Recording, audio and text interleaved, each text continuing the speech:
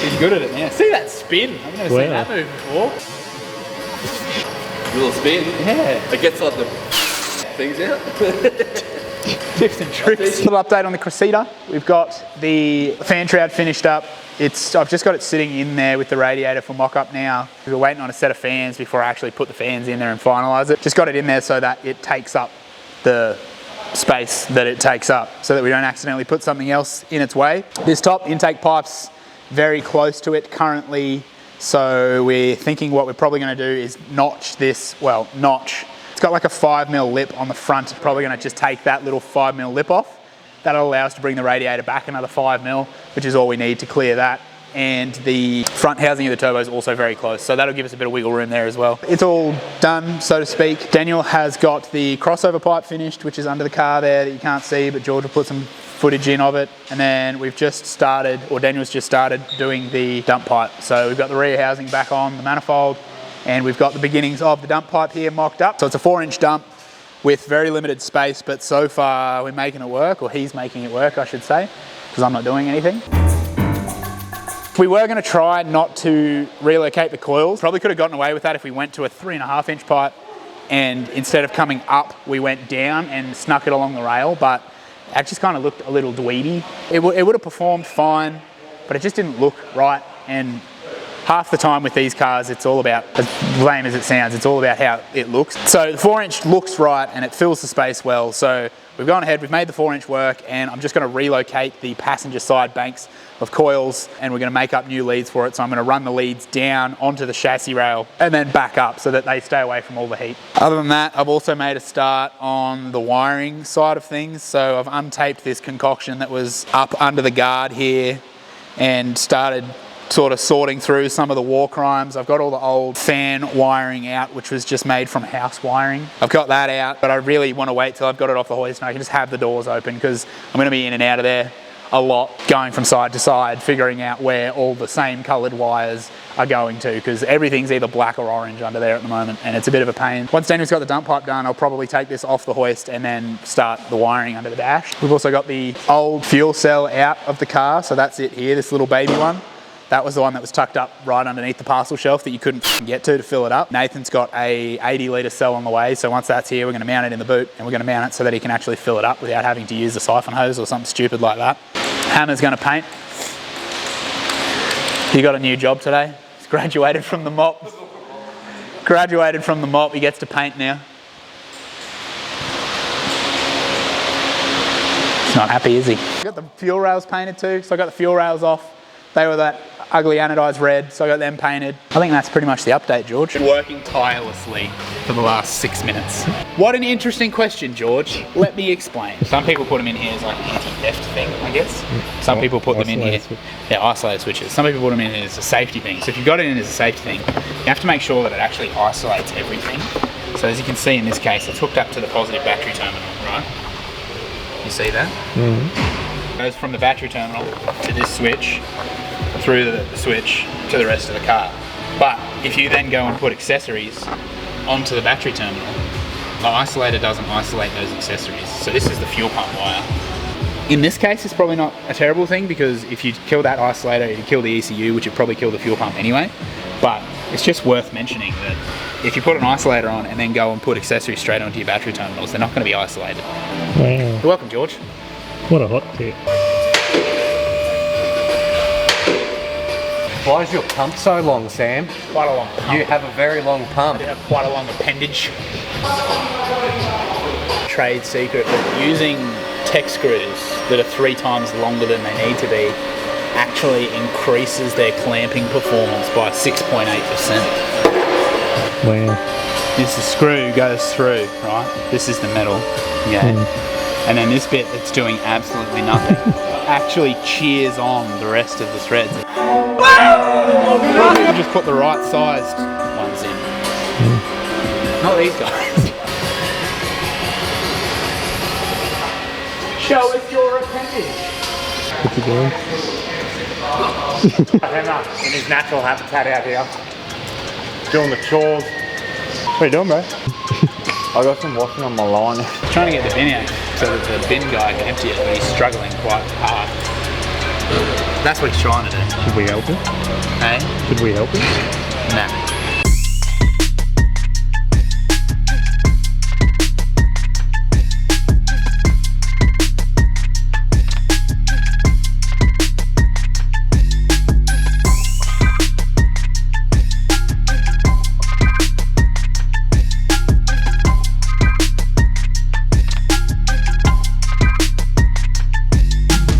Thinking about making like a flat plate and then use the droid to cut fold tabs so the tabs like fold out of the middle of it and then they bolt to it.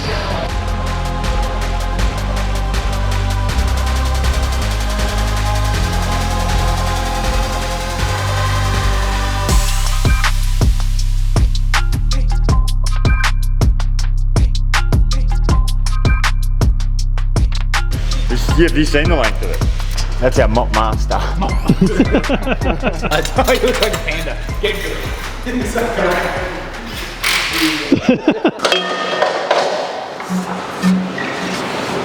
It's the most intricate dump pipe I've ever made, I'd say.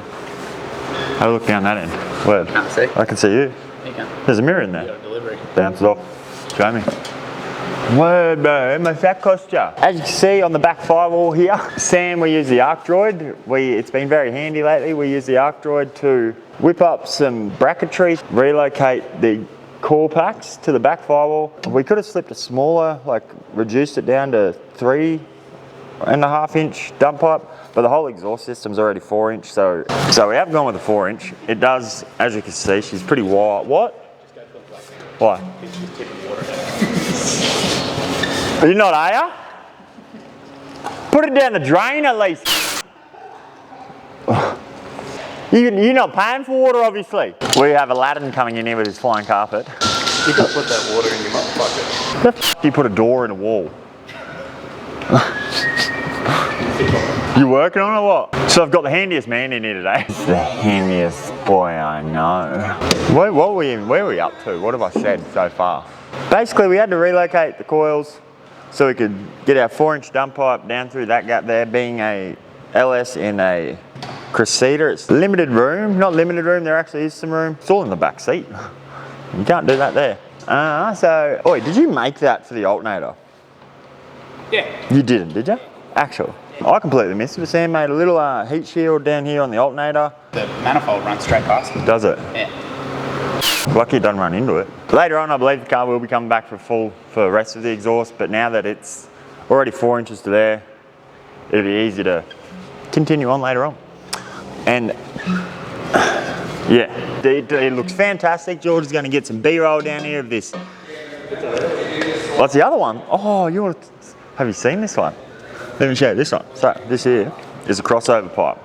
Goes from one side of the car to the other. It pretty much joins the manifolds together. What's the thing in the middle for? Well, which one? This one? It's a flex joint, George. See that one? It's flexes. See? You want to see it? Yeah. Oh, the join. Oh, okay. So when the car's all vibrating and moving, it's a necessity, so we put it in there. So that's exactly what that piece there is, George. It's a flex joint. It's to flex the joins between the two joins. Whoever, previous owners, right, to get their wastegate once it's gone turbo, I don't know exactly how they created the hole, but they used some very industrial equipment to get this hole through that guard. George might show you exactly what it looked like prior to us attacking it. Looks much more fluent now, George. It actually looks like it's meant to be there. Ignore all the rest of the dents. We didn't do that. We tried to clean it up as much as possible, but unless you cut the whole tub out and resheet it, what I'm doing now is I'm going to clean that end up. So there'll be a couple of burrs and a couple of areas where you might cut yourself, inflict damage on yourself if you were to drag your finger underneath that freshly cut piece of metal. I don't recommend it anyway. So that's what I'm doing now, George. I'm going to clean this up, probably tap it a bit more with this hammer and dolly that I have down here. And then while it's at this stage, I'm just going to give it a quick wipe down too, because it is pretty gross down there. There's a bit of Bit of jargon. We have, as you can see on the ground, we have a pen sitting next to the wastegate. The wastegate's got to now punch through that hole. And then we'll make a new little screamer. As you can see, we're running a Turbo Smart Pro Gate 50. It is the older gen. It screams very, very, yeah. Honestly, if you heard that thing screaming, you'd nearly put a DV on it. How loud does your screamer scream? Does it scream louder because of the shape of it? That's all I'm doing, George. As you see, Sam's shaking up a can of paint. I believe he's already shaken up the etch primer, which is the base coat of painting a product. You lay that down first. Make sure you clean all the grease and grime off first. And you see, we've set him up in the paint booth out the back here, painting his bracket, his relocation bracket for his coils. He's putting a lick on there, a lick of paint he is, as you can see out the back there in our booth. See, there he goes. He's happy with it. Here we have Sam coming towards us. I'm going to get him to explain what he's done with the wiring. I'm just about to jump under the dashboard of this car and start tidying up the dashboard area of the car. The dash under there? Yeah. I'm going to go figure out what all the orange wires are. There's a lot of orange wires. Would you like 6. to show me? And then there's about 50 black ones. You want to come have a look? Just pop in under here, George. So this is ECU. That's fine. That side of things isn't too bad. What about that big orange wire? That's a power cable out of the house, like I believe. three-phase, Yeah. So I got these 6 or 7 orange wires that I just poked into a connector with some crimp terminals. What's the connector for? That's what I is need that to where they figure were? out. Yeah. Oh, right. So I'm going to figure that out, right? And then I'm going to figure out this situation over here. And then I was also trying to figure out what this wire, this little single black wire is. It goes up here onto up here.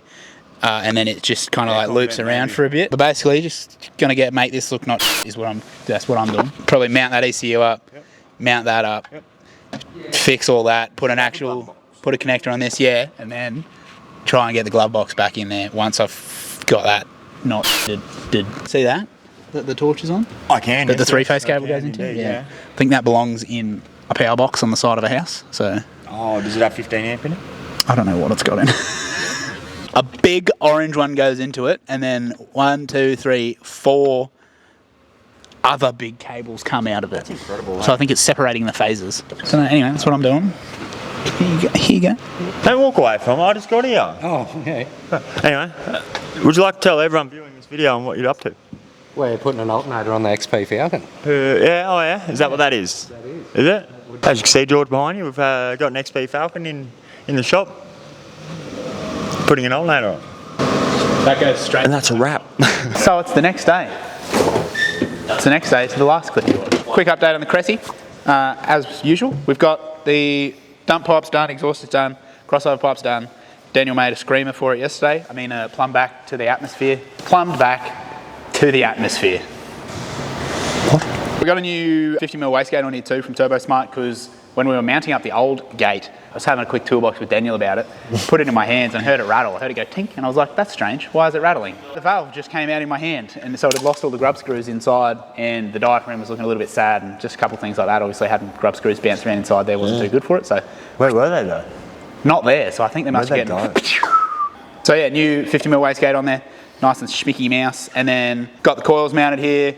Similar thing that I did on the Jaguar, but this one worked a little bit better because the harness wasn't quite as crusty. So untaped the harness, re-moulded it to sit as nice as I could. Untaped the harness, ran the connector backwards a little bit, got them back in there. So that's all just factory wiring still. So it was nice and quick, nice and easy. Yep. Got them mounted on the bracket. Brackets painted up. Got the ECU mounted inside, which also used the Arcdroid to cut out the mount for it. So that was really sick. Very happy with that because it worked, you know. I'd say he's nearly over the moon with it. Drew it up and it worked. Pretty cool.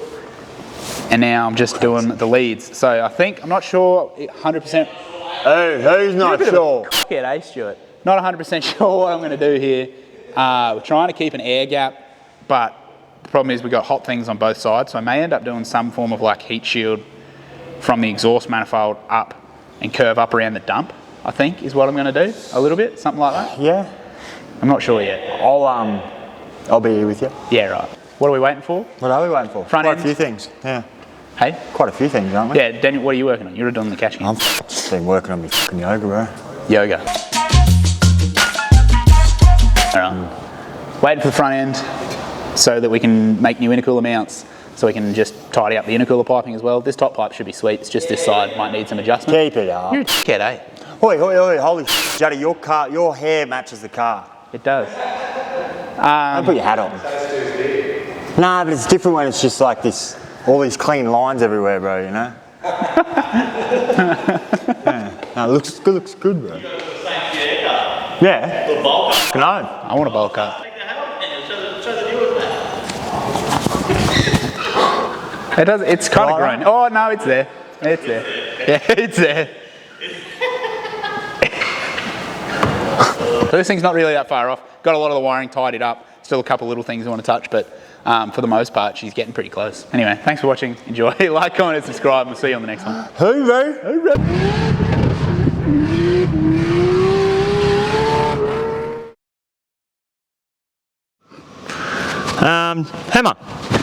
Hammer, come here. Hammer, bro, come here. Hammer. George, man, if you'd like to follow me, I have our other employee here. Let's close the door. Excuse me, what have you been up to today? Can you tell the crowd what you've been up to? Don't walk, Hammer. Sorry, we're just having it. So we'll come to you, bro. Yeah. So wait, what? Can you explain that? We can come, bro. George, bring camera in here. Yeah, we'll wait. Oh, wait. Oh. There it is. Hammer, how's mate? Looks like you cracked a sweat there, friend. How many ply you use? Hammer just on his mop, like, on his mop stick, just, oh yeah, daddy. Yeah, Look.